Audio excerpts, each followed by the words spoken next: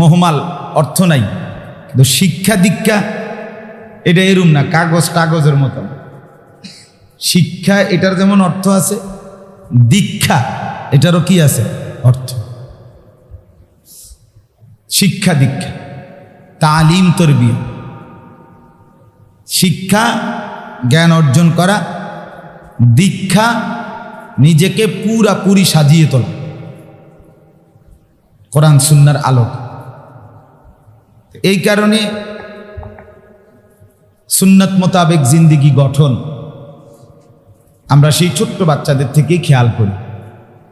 6 বছরের নুরানির বাচ্চাও আলহামদুলিল্লাহ কওমি মাদ্রাসা পরিবেশে মিসওয়াক করে, দস্তরখান বিছায়, টুপি মাথায় দিয়ে খানা খায়, সবাইকে দেখলে সালাম দেয়, মুসাফা করে।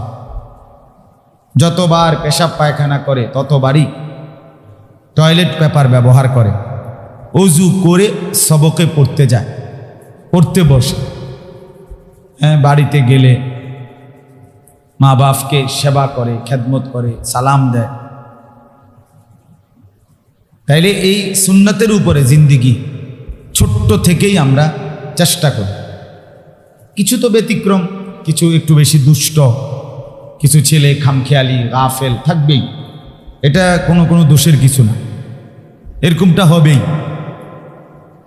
বাড়িতে গেলে কেউ যদি দুষ্টামি করে, না আমার মাদ্রাসায় অনেক সময় অনেক অভিভাবক যদি আমারে কেউ বলে যে হুজুর বাড়িতে আইসা দুষ্টামি করে, তা আমি সবসময় বলি যে আমি যে ছাত্রটাকে বাড়িতে পাঠাইলাম, আমি তো অপরিচিত কারো কাছে পাঠাই নাই, আপন মা বাবার কাছেই পাঠাইছি।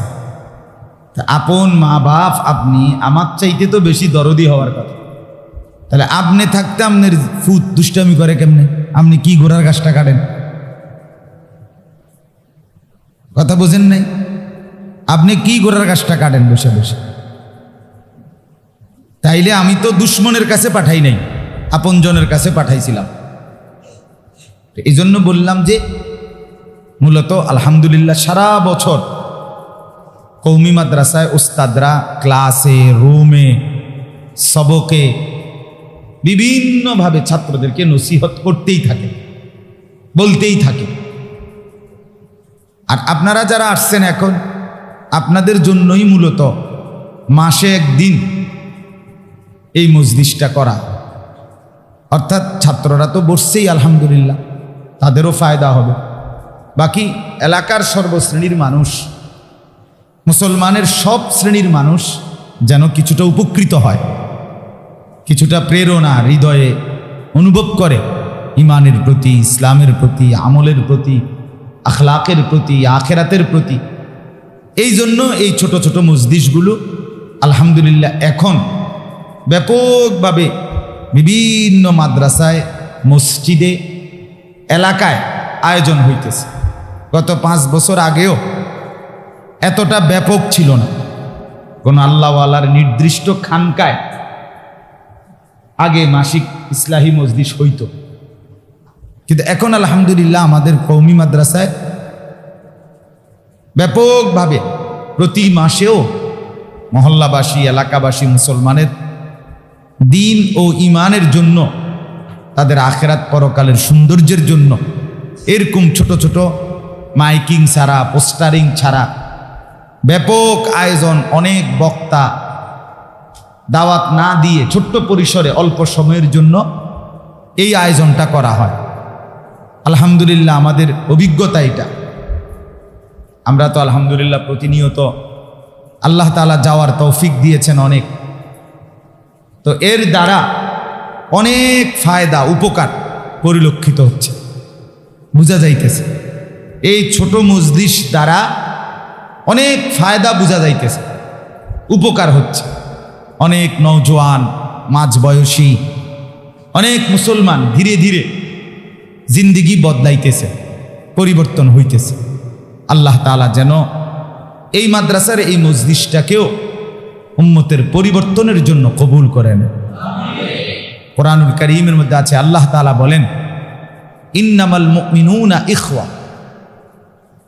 এই ভাই, এই মোবাইল হাতে ধরে রাখ, নামান তো, এটা এমনি শুনেন, আনালে এরকম স্ট্যান্ড নিয়ে আসবে, বাঁশ টাঁশ নিয়ে আসবেন সাথে করে, এটার মধ্যে লাগাইবেন। হাতে ধরে রাখলে এটার ক্ষতি হলো সারাক্ষণ নজর এটার দিকে থাকে, এটার মধ্যে ঠিকমতো উড়েনি, তার ফলে জেহান এক বিন্দু কাজ করে না, সে কিছুই শুনেও না, কিছু গোড়ার ডিমও বোঝে না। ও এরকম হাজার হাজার বয়ান মোবাইলের ভিতরে জমাই করে রাখছে, হেবড়ার রঙে আছে, ওয়াজের রঙে আছে। কথা বুঝছেন? ফায়দা হয় না। কত লক্ষ ওয়াজ বক্তা মোবাইলের ভিতরে গৈরাইতে আছে। আমি এমনি আঙ্গুল দিয়ে এক টান দিলে 10-20 জন বক্তা একসাথে দৌড়ায়, বুঝছেন না? এমনি গুড় করে দৌড় মারে, এমনি তো দৌড় মারে আর কি, বক্তা দৌড়ায়, ও আজ দৌড় মারে। তেমন কাম হয় না, ফায়দা হয় না। সামনাসামনি শোনার মধ্যে বরকত বেশি। जो आँख की खासियत वो इश्क की खासियत, एक खाना ब खाना एक सीना ब सीना। আগুনের যেই স্বভাব, ভালোবাসা মহব্বতের সেই স্বভাব। কোনো ঘরে আগুন লাগলে তো পাশের ঘরে সাথে থাকাতেই পাশের ঘরেও আগুন লাগে। এটারে বলে যে ঘর থেকে পাশের ঘরে যেমন আগুন লাগে, যেই দিলে আল্লাহ তাআলার মহব্বত থাকে, ওই দিলের কাছে বসলে তো ওই দিলে মুর্দা দিল, শুকনা দিলেও আল্লাহ তাআলার মহব্বত যায়। এক খানা ব খানা এক সিনা ব সিনা। একটা ঘর থেকে ঘর আগুন, আর একটা সিনা থেকে সিনা, দিল থেকে দিল। এটা আল্লাহ তাআলার ইশক ও মারিফাত মহব্বত। এই জন্য সামনাসামনি শুনলাম, নজর চোখে চোখ, কলিজায় কলিজা সমান, এতে বরকত বেশি। আল্লাহ তাআলা তৌফিক দান করেন। তো বলতেছিলাম, এজন্য এই মজলিস অনেক উপকারী। আলহামদুলিল্লাহ, ছোট পরিসরে হোক, কমই হোক লোক, কমের মধ্যে কোনো পেরেশানি নেই। 10 জন শুনুক, 10 জনের কলিজার মধ্যে অনুভূতি আসুক, এটাই ফায়দা। নবী সাল্লাল্লাহু আলাইহি ওয়াসাল্লাম বলেন, ফাওয়াল্লাহি লা আন ইয়াহদিয়াল্লাহু বিকা রাজুলান ওয়াহিদান খায়রুন লাকা মিন হুমুরিন নাম। হযরত আলী রাদিয়াল্লাহু তাআলা আনহুকে খায়বরের যুদ্ধের সময় আল্লাহ নবী সাল্লাল্লাহু আলাইহি সাল্লাম বলেছিলেন এই কথা, যে আলী, আল্লাহর কসম, তোমার দ্বারা যদি একজন ব্যক্তি হেদায়েত পায় তো সেটা গোটা আরবের সমস্ত দামি উট তোমাকে উপঢৌকন দেওয়া, হাদিয়া দেওয়া, তার চাইতে উত্তম একজন ব্যক্তি হেদায়েত। লা আন ইয়াহদিয়াল্লাহু বিকা রাজুলান ওয়াহিদান, একজন হেদায়েত পাওয়া বেশি।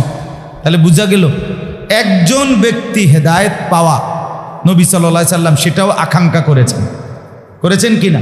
তাহলে বোঝা গেল একজনের হেদায়েতের ফিকিরেও কথা বলা, চেষ্টা করা, ফিকির করা, মেহনত করা জরুরি। আমার 10 বছরের বলার দ্বারা এক আল্লাহর বান্দাই আল্লাহকে চিনছে, হতে পারে আমার জন্য নাজাতের জন্যে এটাই যথেষ্ট। ইয়াকফিকাল আমালুল কালিল, অল্প আমলেই কি নাজাতের জন্য যথেষ্ট হইবে। আমরা নুরানির হাদিস, মানে নুরানির হাদিস না, মানে নুরানি বিভাগে এটা পড়ায় আর কি, আমাদের বাচ্চারা পড়ে। আলহামদুলিল্লাহ, অল্প আমলেই যথেষ্ট। এই জন্য কমই হোক কিন্তু মহব্বতের সাথে শুনেন। যতবার শুনবেন আন্তরিকতা নিয়ে শুনবেন। আল্লাহ তাআলা কোরআনুল কারীমের মধ্যে বলছে, ফাবাশশির ইবাদ আল্লাযীনা ইসতামিউনাল কওলা ফায়াত্তাবিউনা আহসানা উলাইকাল্লাযীনা হাদাহুমুল্লাহ। এরপরে কি? উলাইকা হুম উলুল আলবাব, নাকি? আমি কিন্তু হাফেজ সাহেব না। তো আল্লাহ তাআলা বলেন, হে নবী, আপনি আমার ওই বান্দাদেরকে জান্নাতের সুসংবাদ দিয়ে দেন। আল্লাযীনা ইসতামিউনাল কওলা, যারা মনোযোগ দিয়ে কথা শুনে। কোরআনের আয়াত, যারা মনোযোগ দিয়ে কি শুনে? কথা শুনে। ফায়াত্তাবিউনা আহসানাহু, অতঃপর সেই কথাগুলোর থেকে উত্তম কথাগুলো অনুসরণ করে। তাহলে একে তো মনোযোগ দিয়ে কথা শোনে, অতঃপর সেই কথার উত্তম কথাগুলোর উপরে কি করে? আমল করে। আল্লাহ তাআলা বলেন, বন্ধু এই মানুষগুলারে, এই লোকগুলাকে আপনি জান্নাতের সুসংবাদ দিয়ে দেন। কেন কেন? আল্লাহ বলেন, উলাইকাল্লাযীনা হাদাহুমুল্লাহ, এরাই তারা যাদেরকে আমি আল্লাহ নিজে হেদায়েত দিলাম। ওয়া উলাইকা হুম উলুল আলবাব, এবং এরাই হচ্ছে বিচক্ষণ, বুদ্ধিমান, বিবেকবান। সুবহানাল্লাহ। তাইলে মনোযোগ দিয়ে কথা শোনা, অতঃপর কোরআন সুন্নাহর কথাগুলোর উপরে আমল করা, এটা বুদ্ধিমানের পরিচয়, এটা হেদায়েত প্রাপ্ত বান্দার পরিচয়, এটা জান্নাতি বান্দার পরিচয়। ওই বুট খাইবেন, বাদাম খাইবেন, পান খাইবেন, বন খাইবেন, ঠ্যাং সরাইয়া বইবেন, হেলান দিবেন, হ্যাঁ, আরেক দিকে চাইয়া থাকবেন, মোবাইল টিপবেন, কইব না হুজুরের ওয়াজ হুজুরে করব না, অসুবিধা শুনতেছি না, না এত রঙ্গে চিরা ভেজে না, পানি দন লাগে, বুঝেন নাই? এটা খামখেয়ালি না। কোরআনুল কারীম, আল্লাহর দ্বীন, বন্দিগি, কোরআন সুন্নাহর ফাহাম, ইলম, এত খামখেয়ালি না। খামখেয়াল এটা তালেব ইলমদের জন্য জরুরি ভাইয়া। তুমি সপ্তাহে বাড়ির যাবা, তুমি ফাঁক পাইলেই মোবাইল টিপবা, তুমি ফাঁক পাইলেই গাফলতি করবা, শুধু গল্প করবা, সারাক্ষণ তোমার দুষ্টামি করবা, আবার তুমি আলেমও হইবা। হ্যাঁ জি না, হবে না, একদম দৈন্তান না, কেন না হবে না। আল ইলমু লা ইউতিকা বা'দাহু হাত্তা তু'তিয়াহু কুল্লা। এটা তো একেবারে সারা জীবনের কথা। আমরা শতবার ওস্তাদদের মুখে এটা শুনছি ছাত্র জীবনে, যে ইলম তোমাকে তার কিছু সামান্য অংশ, অল্প একটু দিবে না, যতক্ষণ পর্যন্ত তুমি ইলমের জন্য নিজের পুরাটা দিয়ে না দিবা। তুমি যদি পুরা তোমাকে দিয়ে দাও, তাইলে ইলম দয়া করে কিছু তোমারে দিবে। বহুতই গায়রতওয়ালা, আত্মমর্যাদা সম্পন্ন বেচারা, একটু অবমূল্যায়ন দেখলে হ্যাঁ একদম সাথে সাথে চলে যায়, ইলম চলে যায়। আল্লাহ তাআলা আমাদেরকে বুঝার মানার তৌফিক দান করেন। আনিসুর রহমান, আশরাফি ওয়াজ, আখেরাতের ফেরিওয়ালা।